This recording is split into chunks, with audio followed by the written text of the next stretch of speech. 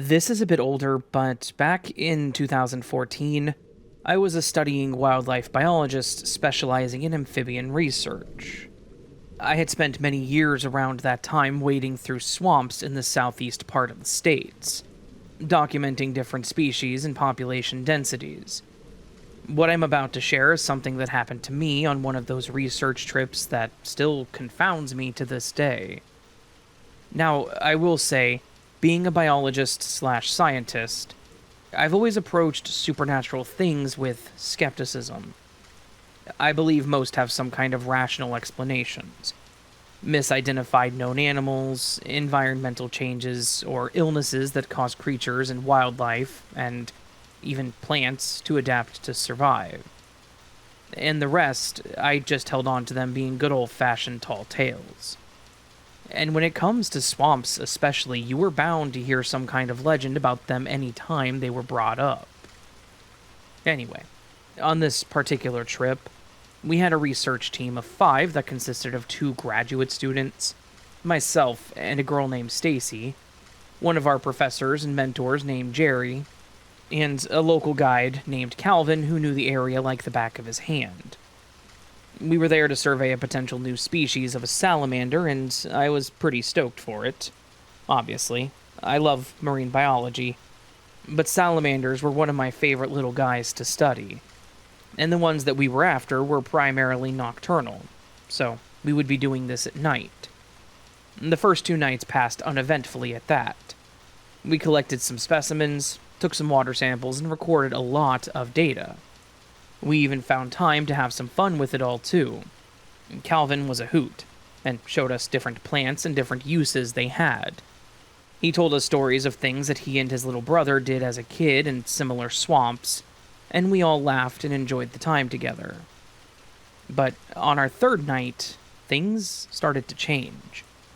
We went deeper in the swamp than we had ventured previously, hoping to have better chances at seeing these salamanders. The water was darker there, almost black, and by the high concentration of tannins from the vegetation in the water decomposing. And the massive trees lining the swamps only made it that much more intimidating. Being out there in the dark surrounded by those trees, it can really put in perspective how small you really are in our vast world. That's why I love what I do. It was probably around 2 a.m. when we had split into 2 pairs to cover more ground. I was with Calvin and Stacy went with Jerry. We were probably about 50 yards apart in different channels, but still within earshot of each other.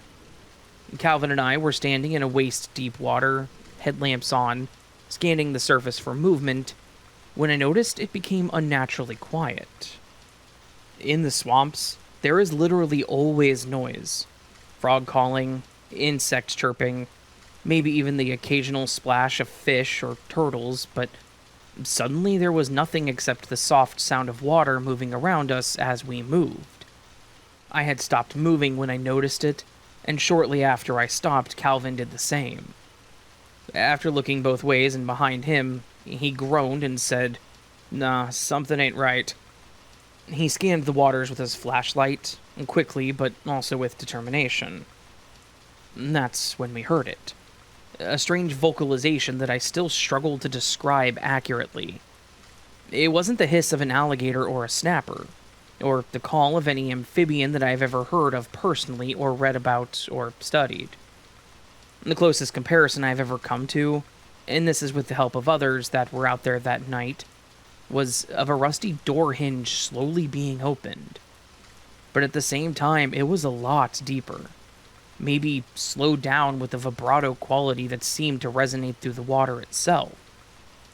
I could literally feel it through my boots and waders in my feet. When I heard it, I immediately looked at Calvin. He was familiar with this area. Surely he would know, or at least make me feel more comfortable with the situation. But looking over at him, he had frozen in place. I tried asking what that was, and he slowly shook his head and demanded that we get back to the boat at once. His voice very serious and tight. Before I could react, we heard splashing from the direction of Stacy and Jerry, followed by Stacy screaming. We immediately started towards them, struggling to get through the thick mud. When we rounded a bend in the channel, we saw both of them scrambling to get back toward us. Their headlamps on, but Jerry was completely wet and covered in mud. Jerry started saying something about feeling something on his leg, but stopped mid-sentence as a massive displacement of water surged from behind them. It was as if something large had submerged suddenly, but what could it have been? Unfortunately, in a swamp, there were a few possibilities, and none of them were good for us. Calvin and I helped the other two across, Jerry being a little frazzled and Stacy a smaller and now terrified woman, and we all got back into our small research boat. Once aboard, Stacy and Jerry began explaining what happened. Stacy said that she saw a dark shape moving through the water, but became nervous by the size. This isn't the first time I had done something like this with Stacy. She wasn't the type to be nervous about getting in knee-deep swamp waters. She was, however, concerned by the size of whatever was below the surface. Her first thought was an alligator, but she said the movement pattern was all wrong. Gators create a distinctive wake when swimming, and she said the way the shape submerged with the precision it didn't match either. Jerry also mentioned the shape was far too elongated, especially where the neck would be, and the movements were too fluid, almost serpentine in motion. Stacy also said that when the light caught it briefly, she could make out what looked like ridges or plates running down its back. I asked them if it could possibly have been an alligator gar, which can get pretty big and have armored scales, but Jerry shook his head no, saying that it moved wrong, too fluid. But then he also explained why Stacy screamed and why he was covered in mud. While they were looking around, Jerry said he felt something grab onto his leg, explaining how it felt just like a hand, like individual fingers wrapping around his leg, and then pulled his leg forward, causing him to fall and startling Stacy. With all of us confused and, to be frank, a little disturbed, we decided to end the night's research early and return to our field station. I was still fairly new to this kind of stuff, but seeing Jerry and Calvin obviously on edge made the whole thing worse. I remember Calvin using the boat's spotlight, sweeping it across the water behind us, clearly looking or watching for something. I asked him, since he was from the area, if he had any suggestions on what they could have seen, and he shook his head, and just didn't say anything for the rest of the ride. He didn't need to say anything, though. The look on his face spoke volumes. The next morning, we went back out there to check on our equipment, when I discovered that one of our underwater field cameras, which we had left recording overnight in the area, was now missing. What's worse was that the cable that had it secured to the tree had been severed. And that cable was stainless steel. It wasn't frayed or broken, but cut cleanly like with a sharp object. When I brought this information back to the others, Jerry had a look of confusion, where Calvin was not having it whatsoever. He started talking about how there were all kinds of rumors about the swamps out there, how there was something living in them that's been there for years. I myself was curious, especially with what we experienced the night before. He said that his father had witnessed something similar when he was younger, and so did his nephew, saying he actually got part of it on camera. He described what the thing looked like when he saw it rise from the waters. He said that it was bigger than a fishing boat, serpentine in shape, with a very long body, but when the front half breached the water, it had very thick plates across its back and long arms. Imagine a snake with thick scales like a turtle, but much larger, and give that snake arms. If I heard this from anyone else, I would think it was someone describing something that a child had drawn. It sounded comical, but the look on Calvin's eyes told me that he was not messing around. This was real, and this was something he witnessed. Stacy was already on edge, but Calvin wanted nothing to do with the area that we were in. He suggested some other areas of the swamp, and after Jerry being grabbed, I think he was just as willing to move on. We moved our research area to a different part of the swamp, and we actually had better results. There was no issue with the sounds of the swamp disappearing, and no unsettling vibes either. I don't know if it was related or not, but there was a divide where the water was cut off, basically splitting it into two parts. Maybe whatever that thing was can't completely breach the water and therefore only sticks to that side. I've tried to do a lot of research on what that thing could have been. I looked up uncommon and rare sightings of creatures in those same swamps, but nothing matches the description or even the size of the thing. I'm sharing this with you because I have had people completely serious tell me that it could be some kind of lizard man, but it wasn't even human-shaped. The closest thing to a human was that it had arms, but the size was massive, and it had matching scales or plates to match. To this day, it is still something that confounds me on a scientific level, but the sheer size of it, and the fact that it pulled Jerry under, makes me think that this thing was not happy with us being there, and we were quite clearly inferior compared to it. These are the things that remind me of just how much is out there that we don't know about, that we don't see or understand, and, to be honest, I'm okay with it staying that way.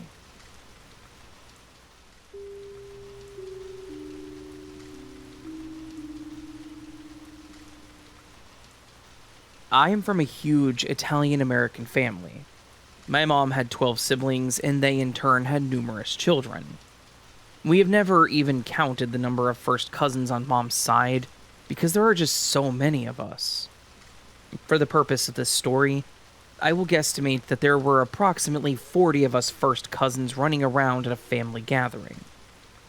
As a tradition in our family, and many Italian families, the majority of my uncles named their firstborn sons Salvatore, after my maternal grandfather. This will be crucial to the story later. My mother, Maria, was the eldest child, and as I mentioned, she was very close to her family. For the record, not that it's relevant to this particular story, but we were also super close to Dad's side of the family. He had 4 siblings, and there were only 12 cousins on that side of the family, none named Salvatore. My mom's older brother, Carl, suffered a heartbreaking tragedy when his wife died in childbirth. My cousin Sal was born a strong, healthy, and apparently beautiful baby with no mother to care for him. My uncle was said to be completely overcome with grief and unable to manage work while caring for a newborn baby, who reminded him of the loss of his beloved wife. His sister Maria immediately stepped up and took the baby into our home. She loved and cared for him almost as if he were her own, and they bonded. My uncle visited often, and when Sal was 4 years old, he met a woman who professed her love and devotion to both my uncle and his son. When the new couple married, Sal moved out with much heartbreak for the little boy and his beloved auntie. The saddest part is that the new stepmother, my aunt, felt comfortable showing her true colors immediately after Salvatore moved in. She was not interested in having a young child in her home, and she made no attempt to hide her dislike of the poor motherless child. Sal often tried to run away, to return to his loving Aunt Maria. My uncle, determined to have his son live with him, and rightfully so, would come and bring him home every time. He was said to be loved by his father.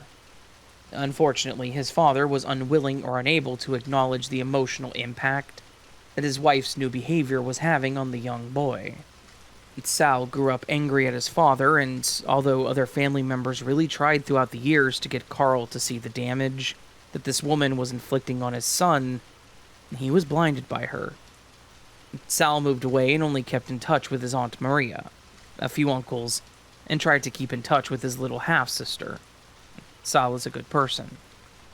As you can imagine, throughout the years, the rest of the family gathered, often to celebrate every event under the sun. My mother, being the most nurturing human alive, was very close to many of her nephews and nieces. She taught me how to be an auntie, and I love her for that. Your nephews and nieces are the most important children in your life, right next to your own kids. That was always her motto. She treated them all like her own kids. No one ever needed an invitation to our home, and it was often, completely unexpectedly, filled with 20 to 50 people for Sunday dinner. I actually thought that was how everyone grew up when I was a child. The 6 other Sals visited often and always came over to tell Aunt Maria of their accomplishments, often bringing her sweet little gifts, like freshly caught fish or a plant, because making her proud was a truly wonderful feeling for all of us, and everyone who ever met her adored her. I realize this is a lot of background with not much paranormal stuff yet, but I am getting to it. Here is where the paranormal begins. My father Tony passed when I was very young. When I was sick or very sad, I always felt and even saw his presence, but I chalked it up to my very vivid child's imagination. My dad was a kind and loving man, called a gentle giant by many. He was an engineer by trade, but his avocation was tennis.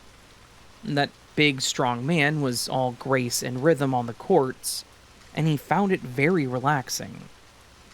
Obviously, since we were his children when Dad passed, he, sadly, never met his grandchildren. It is without a doubt in my mind that this man would have been an incredible grandfather. I believe this was proven correct one day when the grandkids came into the house, telling me they wanted to play tennis. My mom, of course, had tennis courts in the backyard. I laughed and told the kids that we would teach them when they were a bit older, and they said, "Oh, we already know how to play because Pop showed us how." Now, the children call their other grandfather Grandpa, so I don't know where a 4 and 5-year-old picked up Pop, but I thought I should go along with the creative play. I said, "Really? Cool, show me." They took me out and showed me how to hold the racket, explained the rules, and described my dad perfectly. I didn't want to accept this until they said he had a white t-shirt on and white shorts. He looked kind of funny. There was a weird squiggle on his shirt. What now? They described my dad's tennis outfit to a T, and there were no photos of him in his tennis whites on display. They also said that he smelled like he had perfume on. My dad always put on aftershave and or cologne because my mom loved it. Please know that I used creative license in my description due to privacy concerns. Some people in my family are a tad uncomfortable sharing these stories. Now, on to my adult story. When Mom passed when I was in my late 20s, I was devastated, and I wasn't the only person who took her passing hard. The funeral home was packed every single night with family and friends from around the globe. She was, as I mentioned, much loved. I cannot begin to describe the gorgeous floral arrangements and copious amounts of food that continued to arrive for days. It was a great comfort to myself and my siblings to see the outpouring of love for Mom. And she was more than deserving of the love bestowed upon her. The world never felt or looked the same to me after her passing. The sun never shone quite as brightly in my world, if that makes sense. I would often dream of her at night. I knew that these were clearly just dreams and nothing more, but I would wake up smiling. One of her grandchildren dreamt of her nearly every night. This was the grandchild closest to her. I cannot say whether these were dreams or visitations, as they're not mine to assess. One night, I fell asleep, and I was awakened by a noise inside my head. My husband remained fully asleep. I saw my mother hovering near my bedroom slightly above the door in a white gown. She looked so young, vibrant, and healthy. This event took place many years ago, but I can still recall every single detail. It felt very different than any dream I ever had in my life. But it was the middle of the night, and it felt so real, but I was aware that she was deceased. She said, "Call Sal. You have to call Sal." And as quickly as she came, she vanished. I fell back to sleep and thought to myself, that was strange.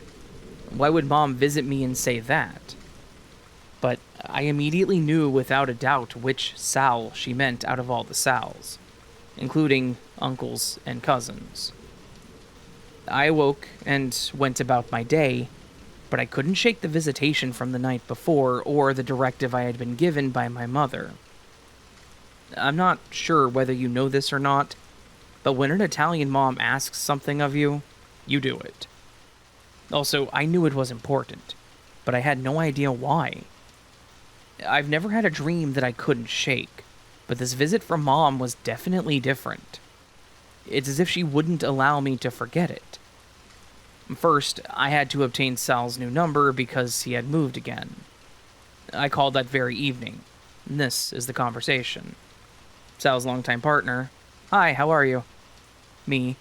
You're gonna think I've lost my mind, but Aunt Maria told me to call and speak to Sal. I hear crying on the other end of the line. I'm sorry, did I say something to upset you? And then the partner said, you have to say those exact words to your cousin. He absolutely needs to hear that. Long story short, my cousin, completely estranged from everyone in the family, just a few days prior, had received a very serious medical diagnosis. He was obviously depressed, feeling alone, and very much deserted by his family. If you recall, his father chose his stepmother over him throughout his entire life. My mother and a few of my aunts and uncles loved and supported him, but the pain of parental neglect cuts deep. His dad was clueless, but the rest of the family understood the intense hurt and pain that the poor child and later adults lived through. No one understood it more deeply than his beloved Aunt Maria. We spoke for over an hour. Sal is many years my senior, and this was the longest conversation we had in our lives. He openly shared how he felt. I listened and reminded him how strong his aunt's love must be that she would come to me and insist that I contact him. He cried. I honestly have never known him to cry in my entire life. He asked if I thought our uncles would be open to contact, and I immediately told him that everyone absolutely wants to hear from him. Eventually, he reunited with our family. He even decided to call his father, and they resumed superficial, very casual contact prior to my uncle's passing. I believe Sal did this mainly to contact his younger half-sister, whom he loved dearly. It is my belief that the one brief visit from Maria was necessary to help Sal get his motivation back to fight his illness. Fortunately, he fully recovered. Clearly, there's no scientific evidence that proves the visitation, or the fact that Sal's new outlook on life helped him combat the disease. Conversely, there's no evidence to suggest otherwise. I know that my mother loved her nephew dearly as one of her own, but I couldn't possibly begin to explain any other portion of my story. Thank you for reading the story, Raven. You rock.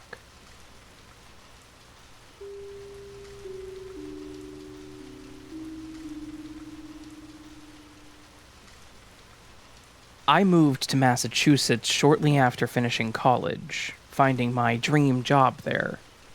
I've always lived on the East Coast, but that was quite a drive from North Carolina for one person. But once I got there, I fell in love with the city, and that's still true to this day, but in 2022, my college graduating class was having a 10-year reunion that I was excited to attend.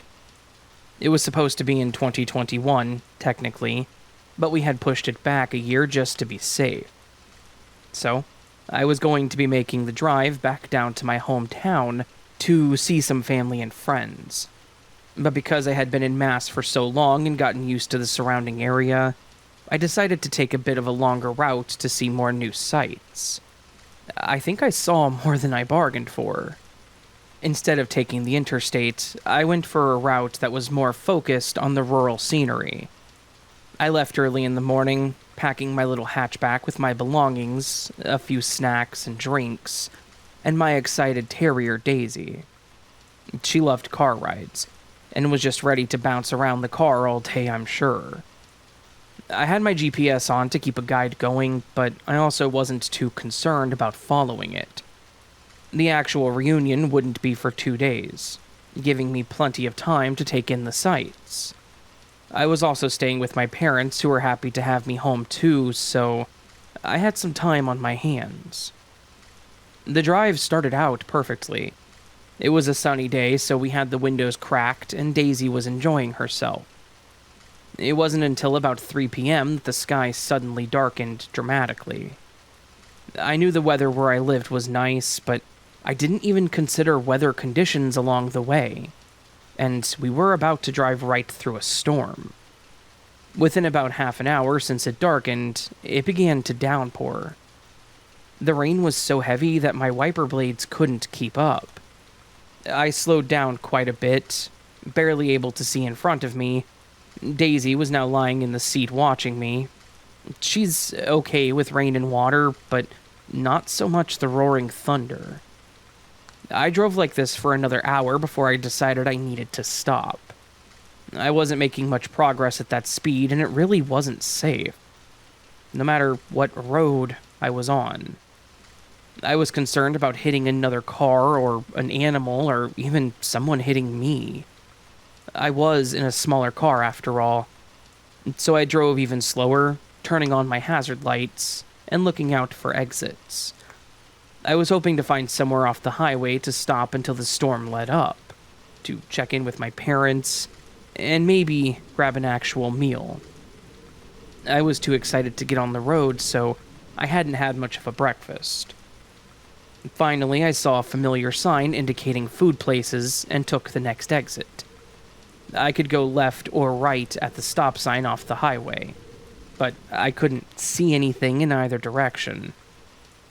I decided to go right, but the only thing I saw that way after a mile or two down the road was an old-looking gas station, where the building still stood, but the pump itself was gone. That place was long closed. I was doing okay, however. I still had plenty of gas and neither of us were starving, so I decided to just wait it out where we were. I checked my phone, and unfortunately I didn't have a signal, but I at least tried to send a text to my mom, thinking that it would send when it could. I even went back to my GPS, and it said that it was looking for a location. I remember thinking, man, this storm is really brutal. So, Daisy and I stayed in the car for some time, sharing a few pieces of jerky I had stashed away while I played a game on my phone. One of the few things I could do. I don't remember exactly how long I was there, maybe half an hour or so, before I noticed the rain starting to let up. It turned into just a light drizzle. But where the rain stopped, a fog started creeping in. I rolled down the window and was shocked by just how much cooler it was from when we left. However, visibility was much better, so I figured I should go back the way I came and check out the other side of the highway, thinking maybe I would find the restaurants and some civilization that way. Back down the other way, however, it was just as desolate looking. I was sure that I saw a sign off the highway that had 2 places listed on the food and lodging sign. Granted, I didn't recognize either place listed, so I assumed that it was just a local thing. Either way, where were they? I went a while down that same road until I finally happened to see a few houses pop up. I figured it was probably one of those little towns that just had the locals in it, but hoped they might at least have a little convenience store or something. I would once again stand corrected. I pulled through the little side street and saw several small houses in a row on each side. But this is where it started getting weird. Some of the houses had some lawn decorations in them, a flag, a flamingo. One had a lawn chair and a small tricycle in the yard. One house had the front window and the door wide open. My first thought was that this must be one of those neighborhoods where no one locks their doors. It was cute, at first, seeing a small community like that, but I assumed that I would at least run into someone or see someone in the area. Surely someone had to be nearby the house that had the door wide open, right? I stopped in front of the house and waited a few seconds, but no one ever came out of the house, or from the side. That's when I actually started looking closer at the houses. They all looked pretty worn with time. I could see the shingles sticking up on the house with the door open. Another one had what I first thought were thick curtains in the window, but it was actually a board. The siding was peeling and washed out. clearly fading with time. The yard was overgrown but not unruly. I would guess that it had been mowed probably a month or two prior.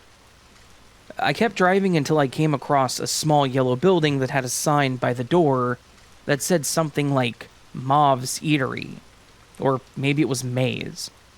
It was an uncommon name that started with an M, I remember that much.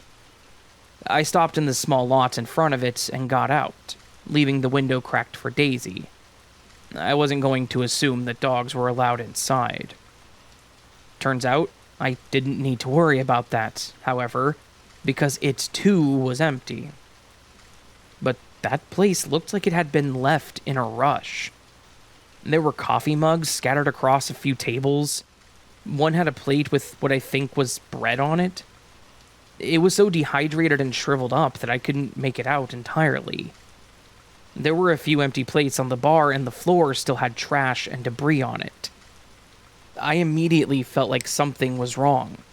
With this place, or with myself. I started feeling nauseated and lightheaded, and my body started feeling so light that I remember grabbing the booth, thinking I was going to float away. I was worried that I was about to pass out, because I had never felt like this before. I took a few deep breaths, and when I had my bearings back, I ran back to my car, where I found Daisy scratching incessantly and whimpering at the window. She didn't do that, even if she had to go to the bathroom. I jumped back into the car and sat there with my eyes closed, trying to relax. And that's when I noticed Daisy was trembling and still whimpering. I tried to be reasonable, though, and hooked her leash to her harness and opened the door, checking if maybe she did need to go.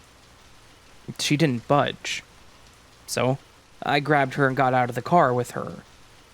Her tail remained down and between her legs, and didn't move from where she was.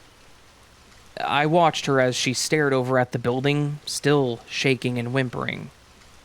Something was now freaking her out. Something I couldn't see, but I sure as hell felt it. Something was very wrong with that place. I scooped her back up, putting her in the passenger seat, and got in. Daisy didn't stop whimpering until we were back at the highway entrance ramp, and, to be honest, I was still feeling sick. My heart rate was skyrocketing too, until we were gone. What's even worse is that I didn't have GPS service until I was back on the highway. Thankfully, I at least knew the direction that I needed to go and drove for probably 10 to 15 minutes before it came back. I kept driving until I saw a food sign with modern places that I recognized. I had never been more thankful for a Taco Bell. I stopped to finally decompress for a moment and tried to look up where we were on my phone's map. Here's where it gets confusing. According to Google Maps, that place does not exist. Usually it shows the cities or small gray buildings or something indicating that something was there, but it was empty. Just green for fields of grass. How is that possible? I know that things change, places close and new places pop up, but we're talking about a whole little town just completely gone. The rest of my drive went fine. No weird towns and no weird feelings. I told my parents about it. My dad was typically really good with directions, but neither could really place the location. They also found it strange that it wasn't on Google either. My dad even pulled out his old atlas and was studying the maps along the route that I told him, and there was no indication of any place being along that highway. It clearly existed because I saw it with my own eyes, but this place just did not exist anywhere. Like it was just wiped off the face of the earth at some point. Then I started thinking about how everything was left, other than the grass, and I got creeped out. It was as if it was literally wiped away, and everyone disappeared in the same way without a trace, without any plans. And when I went back home the next week, I took the same path, hoping to find the town again to take some photos of it as proof, but I never found it. The food and lodging sign that I saw from the other direction wasn't even there. So, my question is, did this place, this little mysterious town in the middle of nowhere, truly not exist? Was it not supposed to be in this reality? Is that why I myself started feeling light, and why my dog was afraid of the place? I still do wonder if Daisy saw something that day that I couldn't. And to be honest, I don't know what terrifies me more about that place.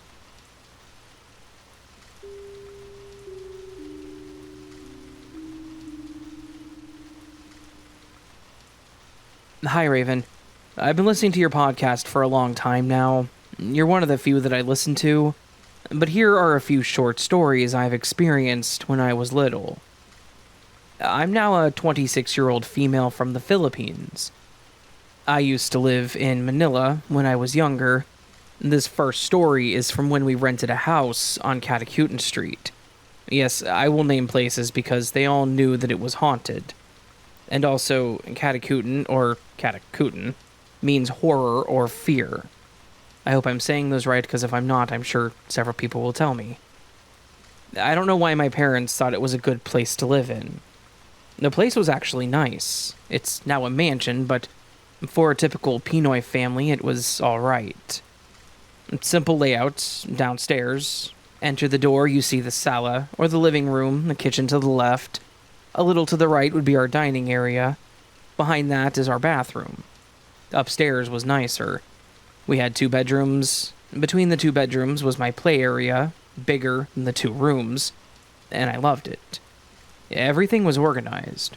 My stuffed animals, the kitchen play sets, everything. As a kid who was picked on and bullied often, I didn't really believe my so-called playmates growing up. The girl who I always played with was the daughter of the landlady. She'd always turn other kids against me, so when she said things to me, I didn't believe them. One time, she told me that her brother caught on his phone camera an apparition. I would also hear other kids tell their own paranormal encounters, but to me, as the kid who was picked on, I just didn't believe any of it. One night, my mom was working night shift, and my dad wasn't going to come home as early as he used to. I don't know, maybe overtime at work. But I specifically remember it was just me, my baby sister, and our kasambahay, maid. She was a kind of diva, but that's for a different story. So that night, we were already in bed.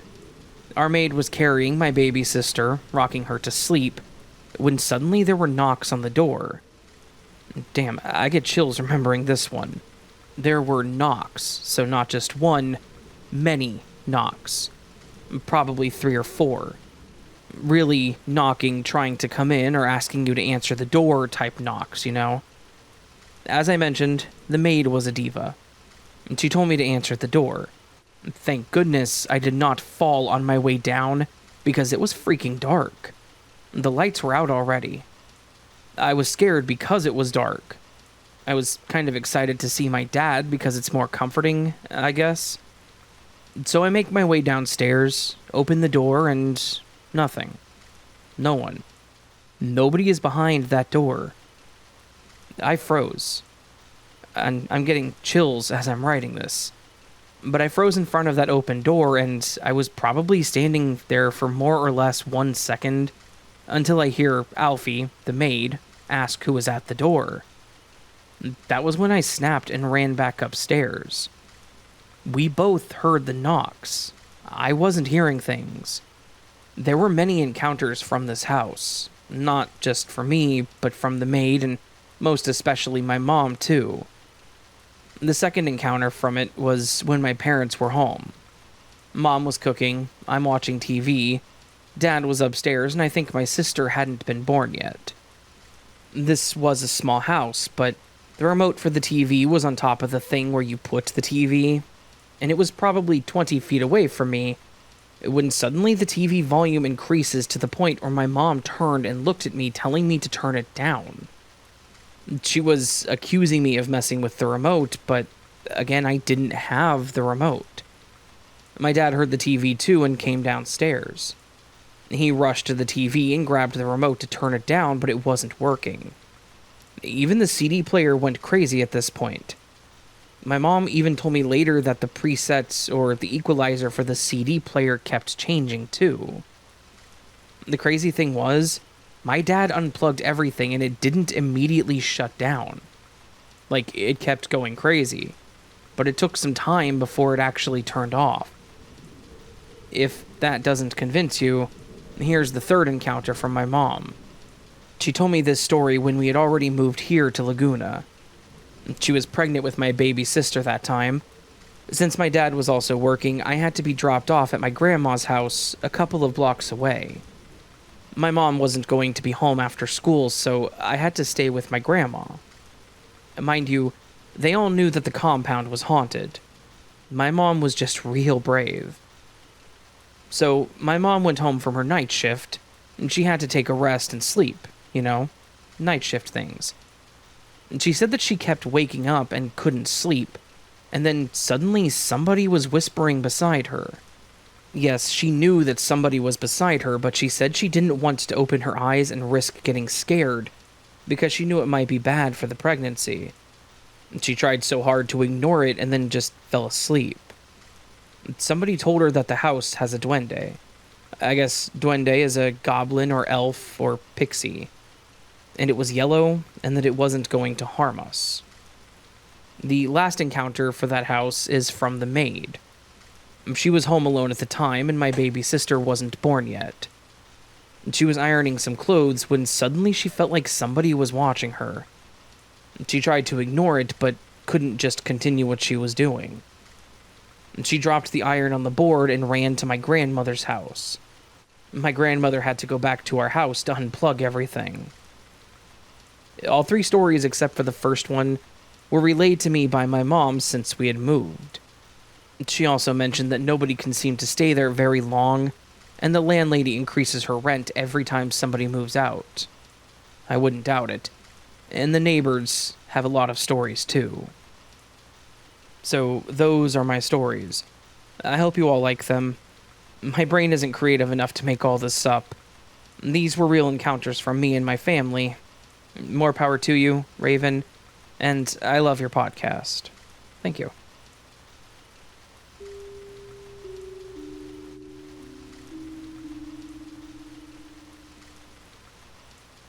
This actually happened to me last winter, and I have no idea what it was that I saw. I'm a nurse, and basically I take care of patients from their own home. It might be someone who is just homebound due to a temporary illness or injury, but I've also been there for hospice care jobs too. One of the reasons I do this, and chose this, is because I kind of live in the middle of nowhere kind of town in Pennsylvania. It's a bit of a drive no matter where you go, but I drive a Jeep that gets around really well and holds all of my supplies. It's a truly rewarding job, knowing I can come to patients instead of them having to risk the drive or even find one just to get to the closest hospital that's half an hour away in any direction. Anyway, I know I'm not here to talk about my job, so I'll move on, but I just wanted to explain why I'm driving around late at night. It was about midnight, a little past, and I was heading back home after a shift at this sweet old man's house. He lived in a rural area surrounded by nothing but trees, and the closest neighbor was a few miles away. The winding back roads cut through just as many trees with spotty cell service and barely any streetlight. Those are the times where I'm cruising with my brights on for most of the drive, until that one random car pops up. I've taken this road many times, so I'm both used to it and the wildlife that I would see. Deer, foxes, sometimes raccoons, and the occasional coyote. I make it home each night because I drive carefully, especially when driving these kinds of roads late at night. Deer are always a serious hazard. I only had about 15 to 20 minutes left of my drive and the snow was starting to accumulate on the road, but thankfully it wasn't slick yet. The part of the road that I was on at that point was pretty much a straight shot. Hardly any curves, but slightly downhill, giving me the advantage of seeing what's coming up. That's when I spotted something near the bottom of the hill. First reaction, driving at night on these roads, I knew it had to be some kind of wildlife. But then I did a double take. It wasn't walking on all four, but rather on two. It also looked generally humanoid in shape, and from the distance I was at, they looked really tall too. But it wasn't just that they looked tall. They looked 7 to 8 feet tall, and they were extremely thin, like unnaturally proportioned. And all this made me pay more attention and realize that its movements were all wrong. It's hard to explain in writing, and I'm a nurse. It didn't walk like a person or any animal that I could think of. Its movements were more jerky, almost like it had stop-motion animation, but in real life. To be honest, I had to slow down and blink a few times to make sure my eyes weren't having issues. Each step it took, it seemed to cover more distance than one might think it should. Once I got closer, the thing stopped in the middle of the road and turned toward my car. But this is where it gets worse. Its proportions made no sense. The arms went down to its knees, and its legs seemed to bend slightly backwards, like a bird. But the creepiest part to me was its face. It was flat, like a human, but it made no sense. Those pictures you see where the face looks photoshopped or pinched smaller and inward, that's what it looked like. The eyes, nose, and I think its mouth were all nearly dead center of its face, and the rest was just plain skin. It had no hair, like it looked like it was bald, which also helped me notice they didn't have ears either. The side of its head was flat, no ears in sight. I was in shock as I stopped my car entirely about 20 feet in front of it. I didn't want to get too close, but I was still curious enough to stick around. For a few seconds, it just stayed as it was, not moving. It didn't even look like it was breathing. Then it started moving again, and I was overcome with this dread that was so intense that I started crying. It bent forward at the waist until its head was almost touching the ground, but its legs remained straight. It stayed in this position for a second, and then straightened up and twisted its torso around what looked almost to be 180 degrees without moving its legs. They stayed facing forward the entire time. Then, in 3 large steps, it walked over to the side of the road and jumped into the trees. It stopped right on the edge to where I could still see it, like it was letting me drive past, maybe? I just couldn't bring myself to move. I probably waited 30 seconds, maybe a minute, and then I finally thought I was doing something smart. I reached for my phone, thinking I could still get a partial picture of this thing in the trees, but as soon as my camera pulled up and started zooming in, I watched the thing bend back down and take off with incredible speed deeper into the trees. I did snap a picture, but when I looked at it, all I could see was trees and darkness. I couldn't even make out a slight blur of where this thing was standing. It was gone too fast. I waited there for another minute or two, with my high beams on, waiting to see if it was going to come back. Thankfully, I think, it never did. I put my car back in drive and drove probably 15 miles per hour for a little while, watching the tree line to see if it would come back. With how terrified that thing made me, I was worried that it would come running out and jump on the car or break a window or something. When I got home, I was still a bit shaky, but the crying did stop. At first I told myself maybe I was just being emotional and felt bad for whatever that thing was, but then I remembered that sense of dread that I felt watching it. I was terrified. Something about that thing instilled pure fear in me. Something telling me that I should not have been there and that I should not have seen that thing. Since then, I have told a few people about it that would care, and I've gotten mixed responses. Some tried to come up with explanations. A sick deer, maybe a human with deformities, but it was the feeling of the atmosphere. The feeling in that moment that didn't feel real. So maybe someone might hear my story and know what I may have seen. maybe they've had a similar experience and can help me understand what I saw, or at least tell me that I'm not alone, because I cannot stop thinking about this thing. I still take the roads regularly, sometimes even at night, and I do catch myself looking through the trees, expecting this thing to be there watching me from the distance.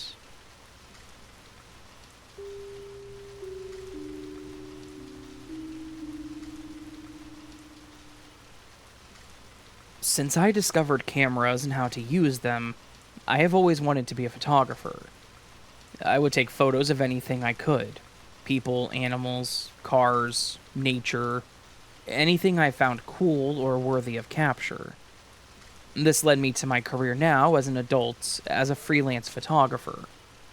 I do a part-time job to help pay some of the bills, as I'm not as big named as the others, but this still gives me the opportunity to take photos for myself and others, and I love it. In 2009, I started getting more into photographing abandoned places.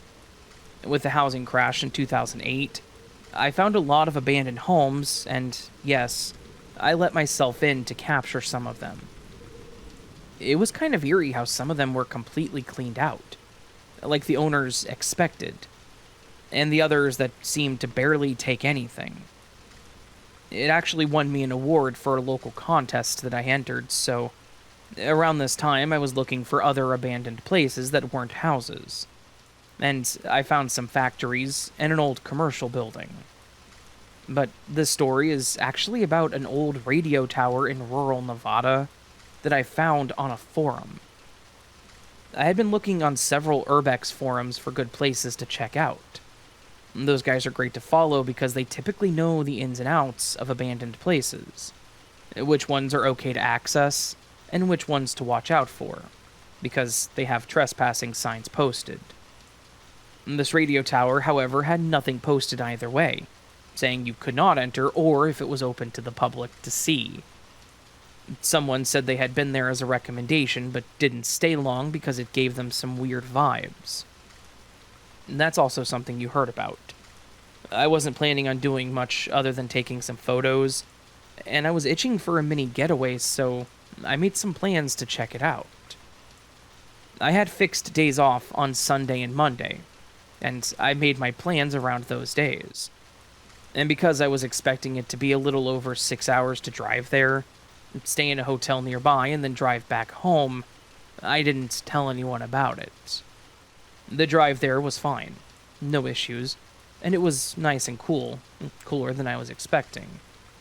But the last 5 or so miles to the radio tower were gravel and rough, and I cringed every time I heard a clunk of rock hitting my car. The further I went down those roads, the more and more alone I felt. No one was around, and the dirt road was off one of the highway exits that was probably only used by folks that lived in the area. The only thing within my sight were old, dead bushes and sagebrush sprinkled around. It only made me a little regretful when I noticed that my cell service was going in and out.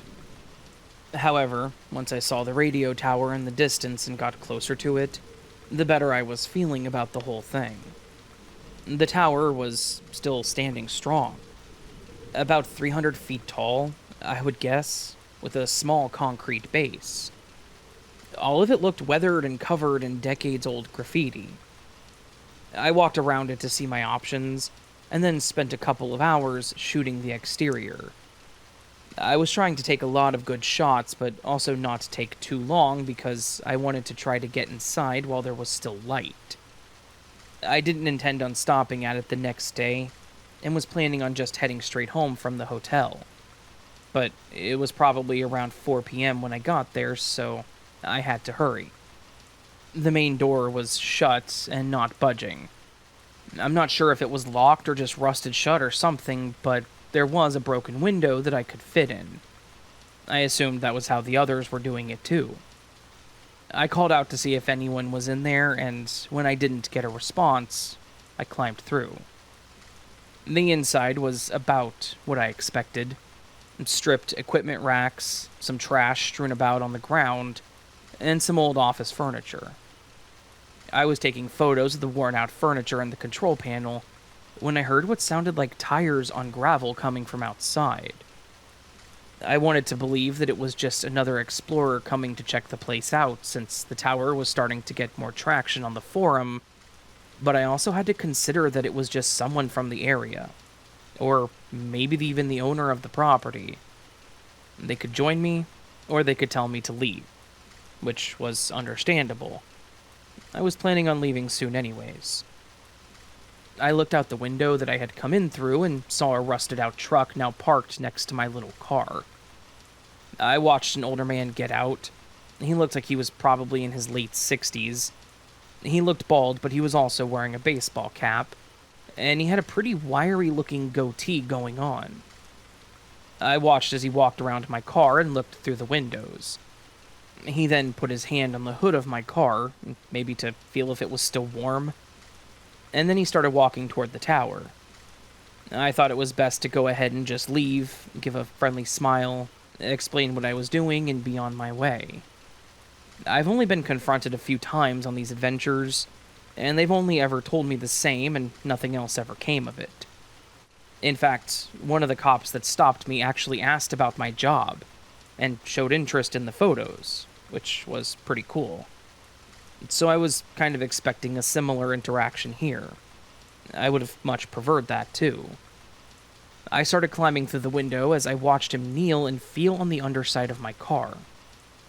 That one, I was unsure of what he was doing. I climbed out with a small thump as I landed on the ground that the man heard. He turned and looked at me and slowly stood up, dusting his knees off. He greeted me with a nod and a hello. His voice was surprisingly softer than his rugged appearance. I smiled back and said hello while holding up my camera. I explained how I was just taking some pictures of it, and commented how cool it looked out there in the middle of nowhere. He nodded and said that most people don't even know this place exists. I agreed and said that I didn't even know about it until I read online on a forum. Apparently this was the wrong thing to say. He shook his head and said, "No, you didn't," claiming there was nothing online about this place for a reason. I had no reason to lie about how I found this place, especially since he didn't even ask me how I knew. I offered that information voluntarily. I just told him that that was strange because it was definitely on a forum about urbex. So maybe I got lucky and found the only page about it. Then he made a comment about it all being awfully convenient that I would show up here on this specific day. And I had no idea what he was talking about. I shrugged, not having the slightest clue. He started talking about how every year on that day there was some kind of signal that he would pick up that was coming from the tower. At first he was vague, explaining that it would come in staticky, but that he would make out certain words. He didn't tell me what those words were, but he said it listed off 6, and then he could hear a beep, and the words would start again. At first I thought this was really interesting, and I'm sure it showed on my face too. I told him that the forum didn't mention any signals that anyone picked up, so that was interesting to know. But once again, he looked at me like he didn't believe me, and then asked if I was sent here to finally put an end to it. Once again, I told him I had no idea what he was talking about, and that I was only there to take some photos, literally holding up my camera. He got more aggressive at this point and said that he knew those words had to be some kind of password or code to something, and then he demanded that I tell him what they meant.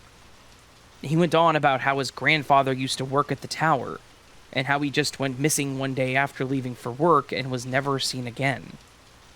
I had no idea what to say at this point. This guy was going on about some secret radio code, a missing grandfather, and then he was claiming that I must be in on all of this because I was there on the day that it was broadcasting. And to be honest, I thought that was the end of me. I was in the middle of Nevada. I didn't have a clue about the area around me, and no one knew that I had even left the state. I started worrying that he was about to kidnap me, thinking I had something to do with someone missing when I wasn't even born around the time he had disappeared. I waited for him to take a breath, and then I cut in. Wow, I'm so sorry to hear about your grandfather. That's crazy. I mentioned how I could add that to the forum to see if anyone else had any information about it, and that way I could pass along the information to him if he wanted, but said that I needed to get back to my hotel where my friends were waiting for me. I lied, hoping that maybe knowing people were expecting me that he wouldn't do anything. It was worth a shot. He walked in front of me, blocking me from my car, and demanded that I once again tell him the truth as to why I was there on that specific day, and what I knew about the code. I told him I didn't know what he was talking about, and that he was freaking me out, and he needed to let me leave. He stared at me for several seconds, and I pulled my keys out, ready to use them as a weapon if need be. Finally, he stepped slightly to the side, and I wasted no time running past him into my driver's side door. I unlocked the door manually, not wanting him to have the chance to possibly open my passenger door. I then shut my door, locking it immediately, and started my car. He had turned around to face me as I put my car in drive, and then shouted something that I couldn't make out because my music was playing. The path out of there was a straight shot, so I watched him in my rear view the whole way out of there. He stood there for a few moments, then walked back to his truck and got in. That is when I started to panic again. I was worried that he would try to follow me, and God knows what he would have been willing to try behind the wheel. I sped up, going way too fast, but I wanted to get as much distance as possible between us. Once back on a paved road, I quickly went back the way that I came, hit the highway, and kept going for another hour. Thankfully, I didn't see his truck at all. Maybe he didn't see where I went, or maybe he just realized it wasn't worth it. I finally calmed down when I found a nice hotel and got a room with a window, giving me a perfect view of my car. I checked the window multiple times before I finally went to sleep. I called my friend that night, telling her what happened, and she scolded me for not telling anyone, and, well, she was right. I certainly learned my lesson with that one. She told me to tell her when I left the next morning and to give her updates when I stopped, so she knew that I was okay, and I did. Thankfully, there were no other incidents, and the drive home went fine. Once I returned, I made an account on that forum and updated them with my experience.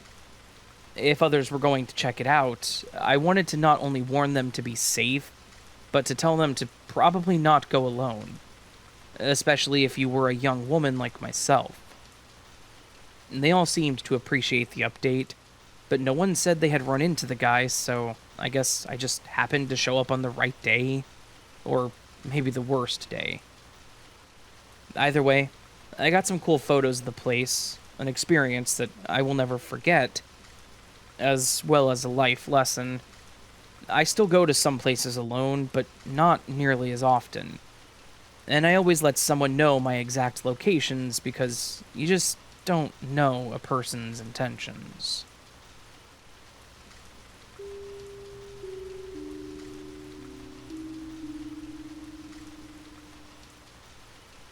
Hello, Raven. So, this is a paranormal story, I guess. It's really hard to figure out where this one belongs, actually. It's just odd in its own category kind of way, so feel free to put it where you think it's best. Okay. This happened this summer between my 7th and 8th grades of school, so it was a while ago. And though I'm a full-on grown adult now, I remember it like it was yesterday and have thought about it on at least a weekly basis since. I've thought about it with the same perplexing feeling I had when it occurred. I admit that it bothers me like an itch I can never scratch. To set it up first, I grew up in a mountainous, rural area. We rode a bus down on a dirt road to our small-town school, kind of rural experience. Anyway, our house was located near a state park, not that far from a national park, with neighbors that were far and few in between. My little sister and I shared a one-room basement bedroom, with one window that was sealed shut.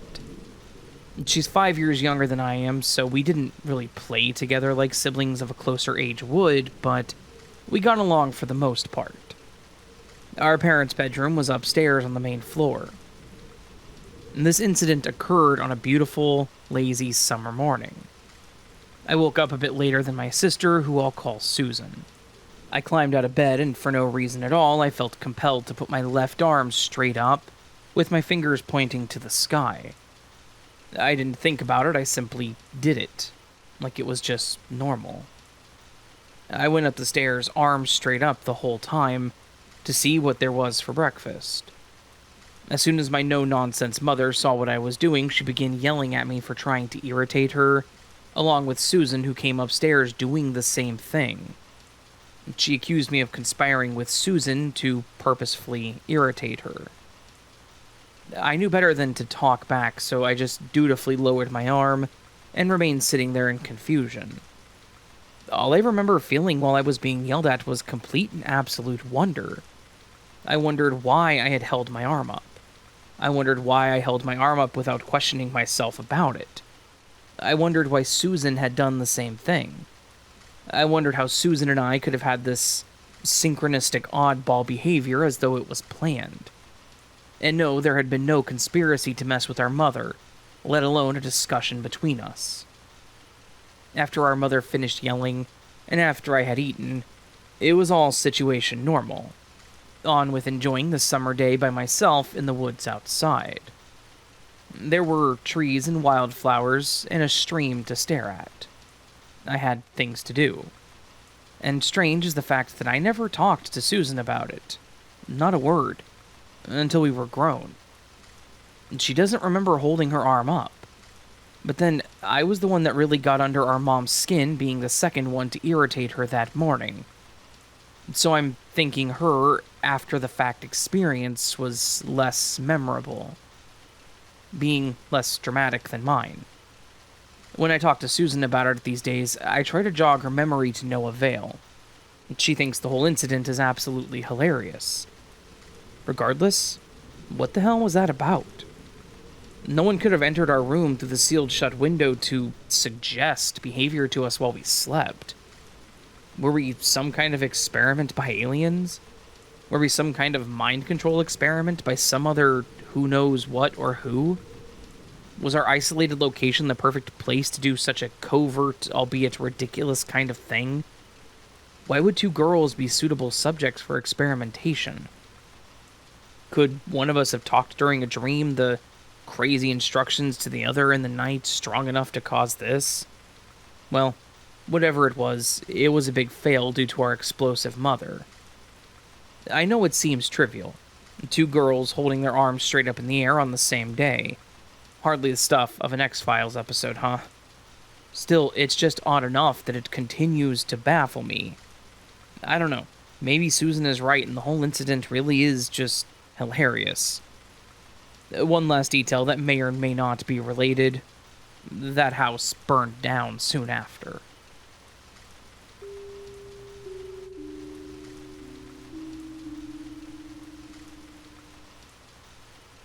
Hi, Raven. Long-time listener, love the podcast. My story happened about 2 years ago. I'm afraid of flying, but have a love of cruises, but being from Michigan, that means we take a lot of cross-country trips by car. When we take these trips, we leave about 5 p.m., so my two kids will be asleep for the bulk of it. We mostly drive when it's dark out. Now, a little background. My friend passed away at the beginning of February after hitting black ice on the highway, and this story happened within a week of the anniversary of her death.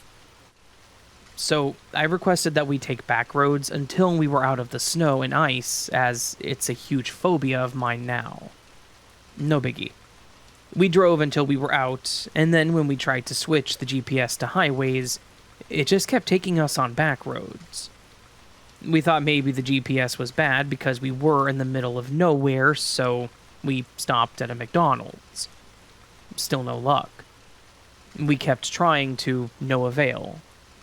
At around 3 a.m., in the middle of West Virginia, it was just me and my boyfriend awake. He was driving. All of a sudden, to his left, I spot what I can only describe as what ectoplasm would look like, but it's massive. There were these two shapes floating within the trees, almost moving how a mermaid swims, or like a fish. I kept staring and said nothing. Moments later, my boyfriend asked me if I saw it too. I confirmed that we saw the same things, but when we looked back, they were both gone. There were no houses for miles, so we eliminated the possibility of a fire, plus it definitely wasn't smoke. We both had a sense of dread and kept quiet for about 5 minutes. Finally, the GPS was magically taking us to the highway entrance, despite having given up on trying an hour before. Once we were safely off this really creepy back road, we brought it up again. I tried Googling the cryptids it could be, or really any explanation, to no avail. What's weirder is we were taking stops along the way to spots where cryptids had been seen. Or we were going to until that happened.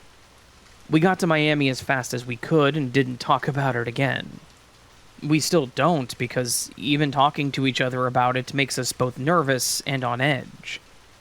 A year later, I finally told someone else about it, my friend, because I knew she wouldn't think we were crazy.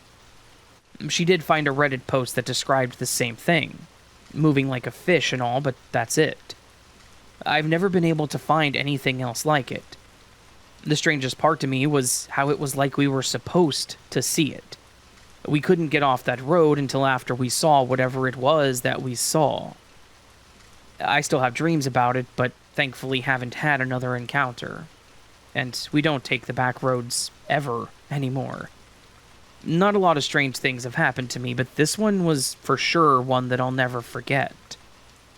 Thanks for letting me submit this. It feels good to finally tell someone else.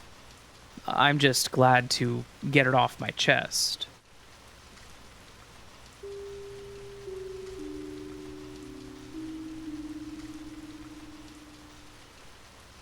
This story has to do with an abuser, but it's genuinely funny. I'm a 31-year-old woman, just call me Andy with an I. This happened in April of 2020 and again in May of 2020. So, my ex, Brenton, fake name, didn't believe in ghosts and used to mock the spirits in my apartment, who already didn't like him. So, how do you think that went? Well, it was absolutely hilarious, and it's good to know that those ghosts had my back. The first time this happened, I was trying to get into my room. Brenton said, "You're absolutely insane for believing in ghosts, they're not real." And I said, "Yes, they are, at least to me. Now please move out of the way." Brenton snarkily said, "Or what, you can't even do anything," as he poked me hard on the bony part of my upper chest. I was trying so hard not to lose my crap in that moment. I tried to cover my chest, and he grabbed my hand and threw it out of the way, and poked me in the chest harder, making sure to say, "It's not abuse, I'm not hitting you, I'm poking you." He then mentioned how he could easily break my bones if he wanted to, and how if I pushed him he'd call the cops because that's abuse, which is pretty ironic, I guess. And suddenly, I heard a thunk coming from behind Brenton in my room, and he screamed, "What was that?" running out of my door. I said don't disrespect the ghosts, and I slammed my door in his face and locked it. I noticed that one of my manga was laying on the floor pretty close to where he was standing. My manga was on a shelf by my bed on the other side of the room. I was a little startled, but was also relieved. The second time it happened, Brenton and I were lying on my bed in my room, and he was going on about how obsessed with Harlequin he was. And I was just like, because I didn't really care about his crush on Harley, and he was literally just degrading my physical looks a few moments before. He then suddenly brought up how stupid ghosts were, and he mentioned how they're not scary. I looked at him like he was stupid and said, "Are you stupid? They threw a book at you." He mentioned that there was no way it was a ghost, and that the fan must have had something to do with the reason my manga yeeted directly at him from across the room. The fan that wasn't even on. I started getting upset and saying that he shouldn't disrespect them. And he was like, "What are they going to do? They're not even real." In that moment, I heard a nearby empty bottle being yeeted across the bathroom. You know how a nearly empty shampoo bottle sounds when it's thrown? Yeah, exactly like that. He looked up and said, "What was that?" And I said that it was obvious it was the ghost telling him to shut up. He then said ghosts weren't real, again, after the bottle yeeted across the bathroom. There are no windows or strong fans in my bathroom. I also couldn't find the bottle that was thrown after I went in the bathroom later. There's no convincing some people, even when proof is literally thrown at them.